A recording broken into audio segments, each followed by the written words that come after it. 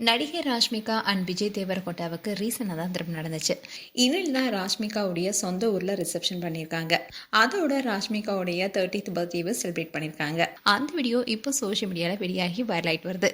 பல வருடங்களா ராஷ்மிகா அண்ட் விஜய் தேவரகொண்டா இவங்க 2 பேருமே காதலிச்சுட்டு வந்தாங்க. இவங்களுடைய காதலை வெளிப்படையாக சொல்லனாலும் சோஷியல் மீடியாவில் இவங்க போகிற அவுட்டிங் ஃபோட்டோஸ் எல்லாமே வெளியானது.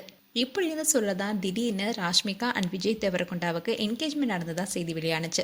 அப்போ கூட இவங்க 2 பேருமே எந்த ஒரு ஃபோட்டோஸோ இல்லை எந்த ஒரு அறிவிப்புமே கொடுக்கல.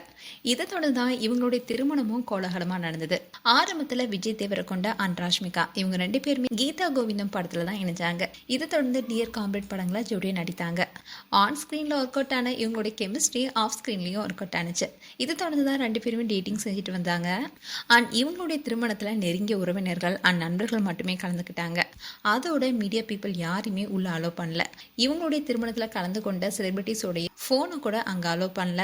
இப்படி இருக்க சொல்லதான் திருமணம் நடந்து முடிந்த நிலையில் ராஷ்மிகா அண்ட் விஜய் தேவரகொண்டா அதிகாரப்பூர்வமாக அவங்களுடைய சோஷியல் மீடியா பேஜில் அவங்களுடைய திருமண ஃபோட்டோஸை ஷேர் பண்ணாங்க. அதுவும் இந்த திருமண தம்பதிகள் பார்க்குறதுக்கு அப்படியே ராஜா அண்ட் ராணி பார்க்குற மாதிரியே இருந்தாங்க.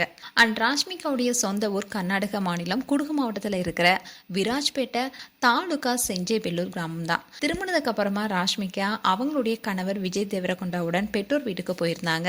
இந்த தம்பதிக்கு கொடவாயின பாரம்பரிய முறைப்படி உற்சாக வரவேற்பு கொடுத்தாங்க. ராஷ்மிகாவுக்கும் விஜய் தேவரகொண்டாவுக்கும் அப்போ ஒரு கிஃப்டும் கொடுக்கப்பட்டுச்சு.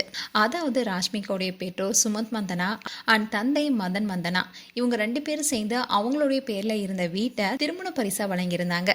இதை தொடர்ந்து விராஜ்பேட்டையில் இருக்கிற சார் பதிவாளர் அலுவலகத்துல ராஷ்மிகாவுடைய பேர்ல இந்த வீடு மாற்றி எழுதப்பட்டுச்சு. இப்படி இருக்க சொல்லதான் ராஷ்மிகா அவங்களுடைய பாரம்பரிய உடையிலேயே பர்த்டேவை செலிப்ரேட் பண்ணியிருக்காங்க. அதில் ராஷ்மிகா கேக் வெட்டி விஜய் தேவரகொண்டாவுக்கு ஊட்டி விடுறாங்க.